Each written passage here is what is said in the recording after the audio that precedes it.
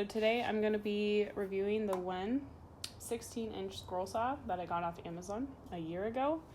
It has two directional, it has various speeds from, 550 to 1600 SPM.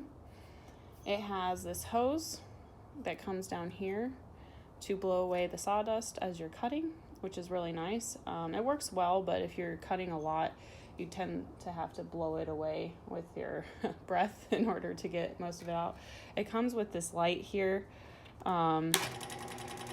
that produces good enough light, but I don't like it because it bounces around. And again, I have mine set up on a sawhorse just because it's easier to move in and out based off of what I have set up in my garage.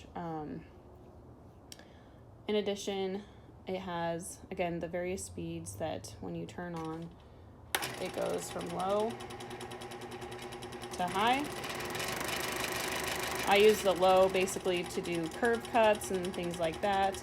And then the high when I'm making fast straight cuts or whatever it may be. I generally keep it in the middle. I find it easier to make more accurate cuts that way. I would love to have it set up in a workshop, but it's actually nice for what I need based off of this setup. So, and then it has a plate that does so that you can do angled cuts here. I don't use it like that, but I can use it like that. But yeah, it has that. It's called 16-inch because it's 16 inches to this arm. Now, I personally wish that it was longer because oftentimes when I'm making my cuts, it'll get caught over here. I'll give you an example here. So this isn't the wood I use. I usually use an MDF 1/2 inch. I usually use an MDF 1/2 inch, but for demonstration purposes, when I'm cutting and I'm swinging it around, it hits. So that's kind of hard to manage sometimes. I have to take out the whole thing and then turn around my project and go from the other side. So I wish that was a little bit longer. It has this outspout for the sawdust. I don't use it, I just use my shop vac. And then it has these two screws, which I'll show you here, on either side to bolt it down. This one is kind of hard to get to. And then on this side, I had to take off the little storage unit in order to put this one in. So that was just something to think about. I didn't need the storage unit, so I took it off. And then as far as for blades, they give you 3 different types of blades. I like to use this 15 TPI. I actually got this set at Outlet. It was a tool outlet, and they were only $1, so I grabbed a ton of them, which was nice because these Ryobi blades actually go dull pretty quick. This arm bar you can move up and down, so it'll lock your piece of wood in place as you're cutting, which is important. Otherwise it'll just bounce around and gets kind of dangerous. So for example, here's my wood. You push it down and then it's locked in place as you're cutting. That's a nice feature. You need to remember to lift it up when you're changing out the blade, otherwise you won't be able to get the blade out.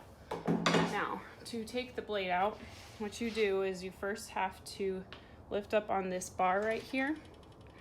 So you lift up on that bar, that releases it. And very important to remember to lock it back up when you're done. You're gonna pull down on this and that releases it. You just pull it out from underneath. And there you go, there's your blade. Now when you're putting it back in, there's these 2 little hooks. As you can see, I've used this blade a lot, and so the hooks kind of moved over again. This is a cheaper blade set, but you want to make sure that your blades are going downward when you put them back in. So when you put it back in, you're gonna put it through here, and then you're also gonna have to do this when you're doing inside cuts. So you're gonna put it through there. I'm trying to get the camera lined up. Okay, so you're gonna hook it there. So there's a little inlet here where you hook it in. And then you're gonna come back up here. Let me get you guys situated. Push down, put it back up here. Now, if this bar is too low or too high, you're not gonna be able to push that down. I've had that before where I was like, what's going on? So something to keep in mind. And then remember to lock it. And there you go. And then you can start cutting. Definitely a nice scroll saw for what I need. It's been working very well for the past year. I've done tons of projects. I use, again, the 1/2" MDF for my projects, and I'm able to make small little cuts like this. So this is just a sign that I made a little while ago for my house. I was able to do really small little cuts, and then I'm able to do larger cuts. Now the only thing with the MDF is with these smaller cuts, the wood tends to fray a little bit. So if you're trying to do these thinner cuts, I'd probably use a different type of wood, but for what I'm doing, it just works well for me. But otherwise, yeah, it's a very nice scroll saw for my needs, and worth it for the $100. And yeah, I suggest looking into it. Thanks for watching. Please like and subscribe on our channel, DIY, how to, and where to.